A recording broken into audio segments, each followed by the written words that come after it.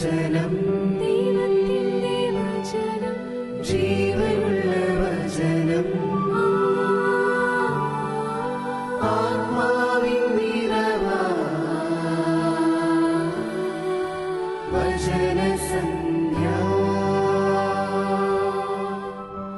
വചനസന്ധ്യ, വചനസന്ധ്യ.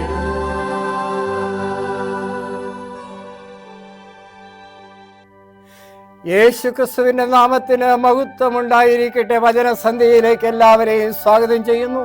ജീവന്റെ വചനം ഇങ്ങനെ പ്രഖ്യാപിക്കുന്നു. യേശു തമ്പുരാൻ ലൂക്കോസിന്റെ സുവിശേഷം 19:47 മുതൽ 20:8 വരെയുള്ള വാക്യങ്ങൾ 20-ാം അധ്യായം 2-ാം വാക്യം ഇങ്ങനെ സാക്ഷീകരിക്കുന്നു.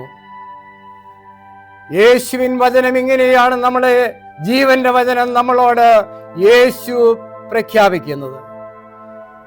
ദേവാലയത്തിലെ മഹാപുരോഹിതന്മാരും കശീശന്മാരും മഹാപണ്ഡിതന്മാരും യേശുവിനെ ചൂണ്ടിക്കണ്ടുകൊണ്ട് അവനോട് ചോദിക്കുകയാണ്, എന്തധികാരത്താൽ നീ ഇത് ചെയ്യുന്നു? ഈ അധികാരം നിനക്ക് തന്നതാര്? ഞങ്ങളോട് പറക എന്ന് മഹാപുരോഹിതന്മാരും കശീശന്മാരും ദേവാലയത്തിലെ പ്രമാണി യേശുവിനോട് ചോദിക്കുകയാണ്. യേശു എന്ന കർത്താവും രക്ഷകനും ലോകത്തിന്റെ അധികാരിയും സൃഷ്ടികർത്താവുമായ ദൈവം യെരൂശലേം ദേവാലയത്തില് തന്നെ ആരാധിക്കേണ്ട മക്കളല്ല അതിൽ നിന്ന് വ്യത്യസ്തമായി അവിടെ പണ ഇടപാടുകളും അതുപോലെ മൃഗങ്ങളെ വിൽക്കുന്ന വേദികളുമാക്കി മാറ്റിയപ്പോൾ എൻ്റെ ആലയം പ്രാർത്ഥനാലയം എന്ന് വിളിക്കുന്നത് നിങ്ങൾ കള്ളന്മാരുടെ ഗുഹയാക്കി തീർത്തു എന്ന് അതിൻ്റെ ഉടമസ്ഥൻ പറഞ്ഞുകൊണ്ട് ചാട്ടവാറെടുത്ത് അവിടെ വിൽക്കുന്നവരെ എല്ലാം ആട്ടിയോടിച്ച് ദേവാലയം ശുദ്ധീകരിച്ചപ്പോൾ അപ്പോഴത്തെ പുരോഹിതന്മാരും അച്ഛന്മാരും ചോദിക്കുന്നത്, നീ എന്തധികാരം കൊണ്ടാണ് ഞങ്ങളുടെ ദേവാലയത്തിലെ മക്കളെ അടിച്ചോടിക്കുന്നത്? നിനക്ക് അധികാരം തന്നതാര്?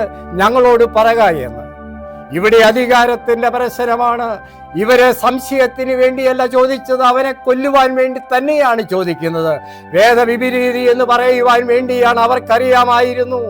തളർവാദ രോഗിയെ സുഖപ്പെടുത്തിയപ്പോൾ യേശു പറയുന്നു, നിന്റെ പാപത്തിൽ നിന്ന് വിമോചിതനായിരിക്കുമെന്ന്. പാപം മോചിക്കാൻ ദൈവത്തിന് മാത്രമാണ് അധികാരം. അതുകൊണ്ട് ദൈവമാകുന്ന യേശു എത്രേ പാപം വിമോചിച്ച് തളർവാദ രോഗിയെ എണീറ്റ് നടത്തിയവൻ. ആർത്തിരിമ്പെന്ന ഗലീല കടലിനെ ചൂണ്ടിക്കാണ്ടുകൊണ്ട് ശാന്തമാകുക എന്ന് പറഞ്ഞപ്പോൾ ഗലീല കടൽ ശാന്തമായി. എങ്കിൽ പ്രകൃതിയെ നിയന്ത്രിക്കുന്നവന്റെ അധികാരി യേശു എന്നിവർക്കറിയാമായിരുന്നു. മരിച്ച് 3 ദിവസം കഴിഞ്ഞ് ചീഞ്ഞു നാറിയ ലാസറിന്റെ കല്ലറയിൽ നിന്നുകൊണ്ട് കരഞ്ഞുകൊണ്ട് ലാസറസെ പുറത്തു വരിക എന്ന് പറഞ്ഞപ്പോൾ മരിച്ച് ചീഞ്ഞു നാറിയതായ മനുഷ്യൻ മജ്ജയും മാംസവും രക്തവുമുള്ളവനായി തിരിച്ചു വന്നുവെങ്കിൽ മരണത്തിനും അധികാരി എന്ന് യേശു അവനറിയാമായിരുന്നു. നമ്മുടെ എല്ലാം ജീവിതത്തില് നമ്മുടെ ജീവിതത്തിന്റെ അധികാരി ആരെന്ന് അല്പം ചിന്തിക്കുന്നത് നല്ലതാണ്. ഈ ലോകത്തിന്റെ പ്രൈഡോ അധികാരമോ അവകാശങ്ങളോ എൻ്റെ സൗന്ദര്യങ്ങളോ ബലവോ കുടുംബ പാരമ്പര്യവും അല്ല. യേശു എന്ന അധികാരിയാണെന്ന് മറക്കരുത്. പ്രകൃതിയുടെയും ജീവന്റെയും അധിപതിയായ ദൈവം തമ്പുരാൻ. മദർ തെരേസയെ പറ്റി നിങ്ങൾ കേട്ടിട്ടുണ്ടായിരിക്കാം. 1910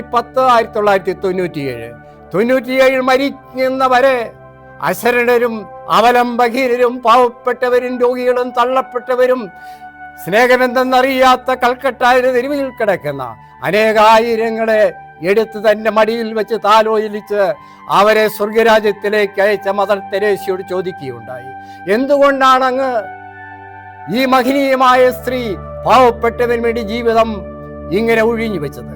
മദർ തെരേസ പറഞ്ഞ ഉത്തരം ഇതത്രേ, ഇവരിലെല്ലാം എൻ്റെ കർത്താവും അധികാരിയുമായ യേശുവിനെ കാണുന്നു.